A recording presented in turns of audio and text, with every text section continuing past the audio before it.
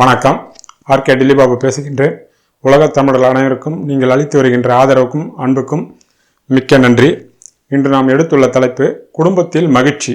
ஒரு தனி மனிதன் எந்த காலத்திலும் எவ்வளவு பேர் உயர்ந்த பதவியில் பணம் பேர் புகழ் இருந்தாலும் தனி மனிதன் சந்தோஷமாகவும் மகிழ்ச்சிகரமான வாழ்க்கையை நடத்த முடியாது. எல்லோருக்கும் குடும்பம் இருக்கும். அந்த குடும்பத்தில் மனைவி, குழந்தைகள், தாய் தகப்பன், சகோதர சகோதரி என்று பல பல உறவுகள் இருக்கும். வெளியில் எவ்வளவுதான் ஒரு மனிதன் தனது தகுதிக்கேற்றார் போல் இந்த சமுதாயத்தில் இருந்தாலும் ஆனால் குடும்பத்தில் வந்ததும் நிம்மதியும் மகிழ்ச்சியும் இருக்க வேண்டும். அந்த தலைப்பு தான் இன்று நாம் எடுத்துள்ளோம். எப்படிப்பட்ட கிரக அமைப்புகள் இருந்தால் குடும்பத்தில் மகிழ்ச்சி பொங்கும், சந்தோஷமாக இருப்பார்கள் என்பதுதான் இன்றைய தலைப்பு. அதற்கு எப்படிப்பட்ட கிரக அமைப்புகள் என்றது தான் நம்ம பார்க்க போறோம். இது 12 ராசிக்கும் பொருந்தும். எப்படிப்பட்ட கிரக அமைப்பு இருந்தால் உங்களுடைய வாழ்க்கை எப்படி சந்தோஷமா தான் நீங்க இருக்கீங்களான்றது நீங்க தெரிஞ்சுக்கலாம். உங்களுடைய பிள்ளைகளும் எதிர்காலத்தில் எப்படி சந்தோஷமா இருப்பாங்களா? குடும்பம், ஒரு மனிதன் எங்க போயிட்டு வந்தாலும் குடும்பத்தில் வந்தால் நிம்மதி இருக்கணும். அந்த குடும்பத்தில் சண்டை சச்சரவு, நீ ஒன்று சொன்ன நான் ஒன்று சொன்னன்றது, ஈகோ ப்ராப்ளம், அதாவது கடன் தொல்லையால் ஒரு சிலருக்கு தலைவலி இருக்கும், பிரியலாம், சண்டை, நோய் தொல்லை, இப்படி 1008 தொல்லைகள் இருக்குது. அப்படியெல்லாம் இல்லாமல் அதிகமான வருமானமும் குறைவான வருமானமும் இல்லை தேவையான அளவு வருமானமும் குடும்பத்தில் தான் நிம்மதியாக இருக்குங்க. வீட்டுக்கு போனதாங்க நிம்மதி, எல்லாம் கவலை மறந்துட்டு நிம்மதியாக இருக்குங்க குழந்தைகளோடும் மனைவியோட மக்களோடும் அப்படின்ற அமைப்பு தான் இன்றைக்கி நம்ம பார்க்க போகிறோம். நான் உதாரணமாக 5 சொல்கிறேன். ஆனால் உங்களுடைய சொந்த ஜாதகத்தில் இந்த அமைப்பு இருந்ததுன்னா நிச்சயமாக உங்களுடைய குடும்பமும் கோவில் மாதிரி சந்தோஷமானவும் மகிழ்ச்சியான வாழ்க்கை அமையலான்றது தான் உண்மை. உதாரணத்தின் மூலமா பார்ப்போம். முதலில் துலா லக்னம். குடும்பத்தில் சந்தோஷம் ஏற்படுவதற்கு முதல் காரணம், நீங்க எந்த ராசியா இருந்தாலும் 12 ராசியில 2ஆம் வீட்டு அதிபதி தான். உதாரணத்துக்கு துலாத்தை சொல்றேன். துலாத்துக்கு 2ஆம் வீட்டு அதிபதி செவ்வாய். இந்த செவ்வாய் பகவான் நல்லபடியாக அமையணும் ஒரு ஜாதகத்தில். எந்த ஜாதகமும் 12க்கும் பொருந்தும். 2ஆம் வீடு என்பது தான் குடும்பம், சந்தோஷம், தனம், சகல விதமான அதிர்ஷ்டமும் தனமும்ன்றது அடிக்கடி நான் சொல்றது உங்களுக்கே ஞாபகம் இருக்கும். அந்த 2ஆம் வீட்டு அதிபதி எந்த அளவுக்கு பலமா இருக்காங்களோ அந்த அளவுக்கு குடும்பம் என்பது எந்த காலகட்டத்திலையும் பிரியாத இருக்கும். அதை விட முக்கியமா இன்னைக்கு பல பேர் குடும்பத்தில் சந்தோஷம் ஒரு பக்கம் இருந்தாலும் கணவன் மனைவிக்குள்ள பிரிவினை ஏற்படுறது. அந்த பிரிவினை ஏற்படுறதுக்கு காரணமாக அந்த 2ஆம் வீட்டு அதிபதி வீக்காக இருக்கிறது தான் காரணம். அப்படியே ஓரளவுக்கு 2ஆம் வீட்டு அதிபதியாக இருந்தாலும் வேற சில காரணத்தினுடைய பலவீனமாக இருந்தால் அவர் வெளிநாட்டுக்காகவோ இல்லை வெளியூர்லேயே வேலைக்கு போயிடுவார். அவர் கணவன் மனைவி தனித்தனியாக தான் பிரிஞ்சிருப்பாங்க. அதுவும் ஒரு வீக்னஸான பாயிண்ட் தான். எவ்வளவா இருந்தாலும் ஒன்னா இருக்கிறது தான் சந்தோஷத்தை, நிச்சயமான சந்தோஷத்தை கொடுக்கும். மனைவி வேற ஊர்லயும் கணவன் வேற ஊர்ல இருந்தா 1000 தான் பணம் பரிமாற்றம், சந்தோஷம், பணம், எல்லா வசதிகள் இருந்தாலும் அது முழுமையான சந்தோஷத்தை எதிர்பார்க்க முடியாது. இல்ல மனைவி எங்க விட்டுட்டு கணவன் வெளிநாட்டில் இருந்தாலும் அது எதிர்பார்க்க முடியாது. 2 பேருமே ஒரே இடத்துல இருந்து குழந்தை குட்டிகளோட இருப்பது தான் சந்தோஷம். இப்போ இந்த உதாரணத்துக்கு வருவோம். துலாம் ராசி, அந்த 2 கூடிய செவ்வாய் 7ல் இருப்பதா வைத்துக் கொள்ளுங்கள். முதல்ல சொன்ன எந்த ராசிக்கும் 2ஆம் வீட்டு அதிபதி வலிமையாக இருக்க வேண்டும். அந்த 2ஆம் வீட்டுக்கு கட்டாயம் குரு சம்பந்தம் இருக்க வேண்டும். குரு 3ல் ஆட்சி பெற்றதை வைத்துக் கொள்ளுங்கள். உதாரணமாக அவர் 5ஆம் பார்வையாக இந்த 2ஆம் வீட்டு அதிபதியை பார்த்தால் நிச்சயமாக சந்தோஷம் இருக்கும். 12 ராசிக்கும் 2ஆம் வீட்டில் ராகு கேதோ, பொதுவாக ராகு கேதோ சனி சம்பந்தம் 6, 8, 12 கூடியவர்கள் 2லே அமர்ந்தால் 2ஆம் வீட்டு அதிபதியுடன் சம்பந்தப்பட்டால் அந்த சந்தோஷத்தை அவர்கள் குறைப்பார்கள். அப்படி இல்லாமல் 2ஆம் வீட்டு அதிபதி அருமையாக அமைந்து குரு பகவான் சம்பந்தம் இருந்தால் அந்த குடும்பத்தில் அதிகமான வருமானமோ தேவையான வருமானமோ மகிழ்ச்சி பொங்கும். அவர்கள் ஆனந்தமாக வாழ்வார்கள், தர்மத்தையும் கடைபிடிப்பார்கள், சகல விதமான இன்பத்தையும் அவர்கள் அனுபவிப்பார்கள் என்பதுதான் அடிப்படை உண்மை. மற்றும் சில உதாரணங்களை இப்பொழுது பார்ப்போம். மீனராசி என்று வைத்துக் கொள்ளுங்கள். 2, 9 கூடிய செவ்வாய் 2லே ஆட்சி பெற்று இருக்கின்றார்.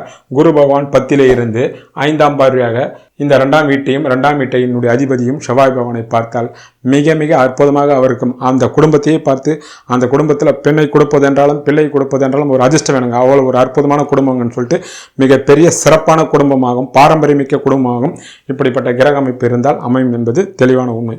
அடுத்ததாக கன்னிராசி என்று வைத்துக் கொள்ளுங்கள். 2, 9 கூடிய சுக்கிர பகவான் 2லே ஆட்சி பெற்று இருக்கின்றார். குரு பகவான் 10லே இருந்து 5ஆம் பார்வையாக பார்த்தால் இப்படிப்பட்ட அமைப்பு இருப்பவர்களுக்கும் மிக மிக அற்புதமாக இருக்கும். பணமும் பல வகையில் வரும், மகிழ்ச்சியும் சந்தோஷம் எல்லையில்லா அமையும் என்பது தெளிவான உண்மை. அடுத்ததாக சிம்மராசி என்று வைத்துக் கொள்ளுங்கள். 2, 11 கூடிய புதன் 2லே உச்சம் பெற்று இருந்து குரு பகவான் 8லே இருந்தாலும் சொந்த வீட்டிலிருந்து நேரடியாக பார்க்கக்கூடிய அமைப்பு, இப்படிப்பட்ட அமைப்பு இருப்பவர்களுக்கும் மிக மிக அற்புதமான குடும்பம் அமையும், சந்தோஷமும் பொங்கும், சகல விதமான சௌபாகியங்களுடன் அந்த குடும்பங்கள் இருக்கும் என்பது தெளிவாக தெரிகின்ற உண்மையாகும். அடுத்ததாக மற்றொரு உதாரணத்தை பார்ப்போம். தனுசு ராசி என்று வைத்துக் கொள்ளுங்கள். 2 கூடிய சனி பகவான் 2லே ஆட்சி பெற்று 10லே இருக்கின்ற குரு பகவான் 5ஆம் பார்வையாக அந்த 2ஆம் வீட்டையும் 2ஆம் வீட்டில் இருக்கக்கூடிய சனி பகவானையும் பார்த்தால் மிக மிக அற்புதமாக இருக்கும். நான் முதலிலே சொன்னேன், 2ஆம் வீட்டிலே சனி ராகு கேது இருக்கக்கூடாது என்று. அது எல்லாருக்கும் பொருந்தாது. ராகு கேது 2லே இருப்பது ஒரு சில குறைபாடுகள் தான். 2லே சனி இருக்கலாம். அது ரெண்டு கூடையோ ரெண்டிலேயே இருப்பதினால் அது தோஷமாகாது. அவர் சொந்த வீடு என்பதனால் அது விதிவிலக்கிலே சேரும். ரெண்டு கூடையவர் அவருடைய சொந்த வீட்டிலே இருப்பதனால் எந்த குறையும் இருக்காது. தன வருமானம், நிம்மதியும், மகிழ்ச்சியும், சகல விதமான சந்தோஷமும் பொங்கும் என்பதுதான் அதனுடைய உண்மை. அடுத்ததாக மற்றொரு உதாரணத்தை பார்ப்போம். மிதுன ராசி. அந்த மிதுன ராசிக்கு 2 கூடிய சந்திரன் 2லே ஆட்சி பெற்று குரு பகவான் 10லே இருந்து நேரடியாக 2ஆம் வீட்டையும் 2ஆம் வீட்டில் உள்ள சந்திர பகவானையும் பார்த்தால் இப்படிப்பட்ட கிரக அமைப்பு இருப்பவர்கள் அவர்கள் குடும்பம் சகலவிதமான ஐஸ்வர்யமும் சந்தோஷமும் மகிழ்ச்சியும் பொங்கும் என்பது அனுபவபூர்வமான உண்மையாகும். ஆக மேலே சொன்ன உதாரணங்கள் நீங்கள் பார்த்தீர்கள். உங்களுடைய சொந்த ஜாதகத்தில் 2ஆம் வீட்டு அதிபதி பலமாக பெற்று அந்த 2ஆம் வீட்டுக்கும் 2ஆம் வீட்டு அதிபதிக்கும் குரு சம்பந்தம் இருந்தால் அப்படிப்பட்ட கிரக நிலையை உள்ளவர்கள் குடும்பத்தில் சகலவிதமான சந்தோஷத்துடன் சௌபாகியத்துடன் சண்டை சச்சரவு இல்லாமல் அமைதியாகவும் ஆனந்தமாகவும் அவர்கள் கடைசி காலகட்டம் வரை பிரியாமல் வாழ்வார்கள் என்பதுதான் உண்மை. ஒரு காலம் அப்படி இல்லாத இருப்பவர்களுக்கு அவர்கள் குலதெய்வத்தை முறையாக நீங்கள் அதற்குண்டான பரிகாரம் குடும்பம் சந்தோஷமாகவும் மகிழ்ச்சியாகவும் இருக்கக்கூடியதற்கு பரிகாரத்தை இப்போ சொல்கிறேன். உங்களுடைய குலதெய்வத்தை கட்டாயம் உங்களுக்கு எப்பொழுதெல்லாம் நேரம் கிடைக்கும் போதோ வருடத்திற்கு 2 முறையோ 3 முறையோ கூட சென்று நீங்கள் மனதார பிரார்த்தனை குலதெய்வத்துடைய வழிபாடை கட்டாயம் செய்யுங்கள். அடுத்தபடியாக அருகாமையில் உள்ள ஒரு திருக்கோயிலுக்கு முடிந்த அளவுக்கு காலையோ மாலையோ சென்று நெய் தீபம் ஏற்றுங்கள். வீட்டிலே ராமாயணத்தை நீங்கள் படியுங்கள். ராம மந்திரத்தை சொல்லுங்கள். குடும்பத்தில் மகிழ்ச்சியும் பொங்கும், ஆனந்தமும் இருக்கும். சண்டை சச்சரவு கட்டாயம் இருக்காது. குறிப்பாக பிரிவினை என்பது கனவிலும் வராது என்பதுதான் அனுபவபூர்வம் உண்மையாகும். இன்றைக்கு நாம் எடுத்துக்கொண்டுள்ள தலைப்பு குடும்பத்தில் மகிழ்ச்சி யாருக்கு பொங்கும் என்பதை பார்த்தோம். அவர்கள் உங்களுடைய ஜாதகத்தில் 2ஆம் வீட்டு அதிபதியும் அந்த 2ஆம் வீட்டுக்கும் 2ஆம் வீட்டு அதிபதிக்கும் குரு பகவான் சம்பந்தம் பெற்றால் நிச்சயமாக ஆனந்தமான வாழ்க்கை அனைவருக்கும் கிடைக்கும் என்பது நமக்கு ஜோதிடம் என்கின்ற பெருங்கடலில் தெரிகின்ற நிதர்சனமான உண்மையாகும். நன்றி, வணக்கம். நாம் பிள்ளைகளுக்கோ அல்லது பெண்ணுக்கோ திருமணம் முயற்சி எடுக்கின்றோம். அப்பொழுது படிப்பு, அழகு, ஜாதக பொருத்தம் என்று எல்லாவற்றையும் ஒரு முறை பார்ப்போம். இருந்தாலும் சம்பந்தப்பட்ட குடும்பத்தில் பெண்ணை கொடுப்பதென்றாலும் நம் பெண்ணை பிள்ளைக்கு கொடுப்பதென்றாலும் அந்த குடும்பத்தை பற்றி நாம் விசாரிப்போம்.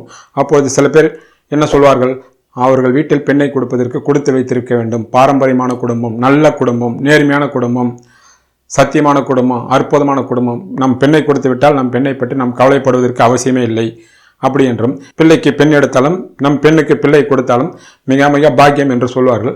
ஆனால் ஒரு சில குடும்பத்தை பற்றி மிக செல்வந்தர்களாக இருப்பார்கள், பெரிய பதவியில் கூட இருப்பார்கள். அவர்கள் குடும்பத்தில் அவர்கள் அப்படி சரியில்லை, இது சரியில்லை என்று 1008 விமர்சனங்கள் வைப்பார்கள். ஆக எவ்வளவுதான் அந்த சமுதாயத்தில் பணமும் பதவியும் இருந்தாலும் குடும்ப பாரம்பரியத்தை பார்த்தும் பெண் கொடுப்பதும் பெண் எடுப்பதும் என்பது பரம்பரையாக உள்ள வழக்கம்தான். அப்படிப்பட்ட குடும்பத்தை பற்றி தான் எந்த மாதிரி அமைப்புகள் இருந்தால் மகிழ்ச்சியும் சந்தோஷம் அந்த குடும்பத்தில் இருக்கும் என்பதை பற்றி தான் நாம் பார்க்க போகின்றோம். பெண் எடுக்கும் போதும் பிள்ளையை எடுக்கும் போதும் அந்த குடும்பத்தினுடைய பாரம்பரியத்தை பற்றி நாம் கவனத்தில் எடுத்துக்கொள்கிறோம். இன்றைக்கு அதுக்கு காரணம் அவர்கள் சந்தோஷமாக இருப்பார்கள் என்ற அடிப்படை தர்மமான முறையில் அவர்கள் சந்தோஷமாக வாழ்வார்கள் என்பதற்காகத்தான். நீங்களும் பார்க்கின்றீர்கள், பல வீடுகளில் நிம்மதியே இல்லை. ஏங்க என்னங்க வீட்டுக்கு ஒன்றும் கிளம்பலைங்களா அப்படின்னு சொல்லிட்டு கேட்டால் கூட எங்கங்க வீட்டில் நிம்மதியே இல்லைங்க, ஒரே சண்டைங்க, ஒரே பிரச்சனைங்க, அதோட இங்கே இருந்துட்டு போகலாங்கன்றது பல பேர் நம்ம பார்க்குறோம். அதிகமான இன்றைக்கி இருக்கின்ற இளம் தம்பதிகள் பிரிவினை ஆயிடுறாங்க. விவாகரத்து காரணம் பிடிக்கல, சண்டை, அண்டர்ஸ்டாண்டிங் இல்லை, ஏதோ 1008 காரணங்கள் சொல்கிறாங்க. ஆனால் இதே பழைய நம்ம தமிழ் சமுதாயத்தை பார்த்தீங்கன்னா பெரிய குடும்பமாக இருக்கும், கூட்டு குடும்பமாக இருக்கும், 20-30 பேர் கூட இருப்பாங்க, ஒரு ஒற்றுமையாகவும் சந்தோஷமாகவும் இருந்தாங்க. அப்படிப்பட்ட விஷயத்தை தான் இன்றைக்கி நாம் எடுத்துக்க போகிறோம். அப்படிப்பட்ட சந்தோஷமான மகிழ்ச்சிகரமான எப்படிப்பட்ட கிரக நிலைகள் இருந்தால் அந்த குடும்பத்தில் சந்தோஷமும் மகிழ்ச்சியும் பொங்குன்றது தான் இன்றைக்கு பார்க்குறோம். பணம் அதிகமாக இருக்கோ குறைவாக இருக்கோன்றது விஷயம் இல்லை. அதிகமாக இருந்தாலும் சரி குறைவாக இருந்தாலும் சரி மகிழ்ச்சியும் சந்தோஷமும் எந்த குடும்பத்தில் பொங்கி இருக்குன்றது தான் நம்ம பார்க்குறோம். பொதுவாக ஒரு குடும்பத்தில் ஒரு பெண்ணை கட்டி கொடுக்குறோம், கொஞ்ச நாள் பொறுத்து கேட்குறோம், சந்தோஷமாக இருக்கீங்களா, குடும்பம் நல்லபடியாக நடத்துறீங்களான்னு கேட்குறோம். பிள்ளையை பார்த்து கேட்குறோம், புதுசாக கல்யாணம் பண்ணவங்கள என்ன மனைவி கூட சந்தோஷமாக இருக்கீங்களா, சண்டை சச்சரவெல்லாம் ஒன்றும் இல்லையே, நல்லபடியாக இருக்கீங்களா, குழந்தை குட்டியோட நல்லா இருக்கீங்களா, பேரம்பத்தியோட நல்லா இருக்கீங்களா அப்படின்றதான் முக்கியமான கேள்வி. ஆனால் பொதுவாக நம்ம பார்க்க சொல்ல பணம் கம்மியாக இருக்கோ அதிகமாக இருக்கோ நியாயமான முறையில் சம்பாதிக்கின்ற பணம் இருந்தால் நிச்சயமாக அந்த குடும்பத்தில் மகிழ்ச்சி இருக்கும். இப்போ எல்லா வசதிகளும் இருக்கும், தேவைக்கு அதிகமான சகல விதமான வசதிகள் இருக்கும், பல கோடி இருக்கும், பல கார் இருக்கும், பங்களா இருக்கும், ஆனால் நிம்மதி இருக்காது. காரணம் அதர்மமான முறையில் வர்றத என்னதான் அதிகமான பணம் இருந்தாலும் அந்த குடும்பத்தில் நிச்சயமாக வெளியில் நிம்மதி இருக்கிற மாதிரி காட்டிக்கலாமே தவிர நிச்சயமான சந்தோஷமும் அமைதியும் மனச சாந்தியும் அதர்மமான முறையில் பணம் வச்சிருக்கிறவங்களுடைய குடும்பத்தில் சந்தோஷத்தை எதிர்பார்க்க முடியாது. வெளியே சமுதாயம் ஒன்றா அவங்கள சொல்லலாம், அவங்களுக்கு என்னங்க அவங்க பெரிய ஆளுங்க கோட்டீஸ்வரங்கன்னு சொல்லலாமே, பெரிய பதவியில் இருக்காங்கன்னு சொல்லலாமே தவிர நியாயமான முறையில் இருக்கிறவங்களுக்கு நிச்சயமாக சந்தோஷம் இருக்கும். இன்றைய சமுதாயத்தில் ஆண் மட்டும் வேலைக்கு போய் வேலைக்கோ தொழில் செய்த சம்பாதிப்பதில்லை, கூடுமானளவு அத்தனை பெண்மணிகளும் வேலைக்கு சென்றோ அல்லது தொழில் செய்தோ சம்பாதிக்கிறார்கள். அதில் ஒரு சிலர் அதிகமாக ஆணை விட அதிகமாக சம்பாதிக்கின்ற பெண்மணிகளும் உண்டு. நாம் நேரடியாக பார்க்கின்றோம். அவர்களிடத்திலே கணவனுக்கும் மனைவிக்கும் ஈகோ ப்ராப்ளம் வருகிறது. அப்படிப்பட்டவர்களெல்லாம் விட்டு கொடுத்து சென்றால் நான் மேலே சொன்ன குலதெய்வத்தின் வழிபாடும் அருகாமையில் உள்ள திருக்கோயிலுக்கு சென்று நெய் தீபம் ஏற்றுவதும் ராமாயணத்தை படிப்பதும் அப்படிப்பட்ட பரிகாரங்களை செய்தால் எந்த விதமான பிரச்சனையும் இருக்காது. அப்படிப்பட்ட ஈகோ ப்ராப்ளம் வராது. ஒருவரை புரிந்து கொண்டு அன்பாக வாழ்வார்கள் என்பது ஆணித்தரமான உண்மையாகும். 2019 ஆண்டு ஜூன் மாத பலன்களை மிக துல்லியமாக சொல்லியுள்ளோம். பார்க்காதவர்கள் இந்த ஐ பட்டனை அழித்து 12 ராசிக்கும் உள்ள பலன்களை பார்த்து பலன் பெறுங்கள். நன்றி, வணக்கம்.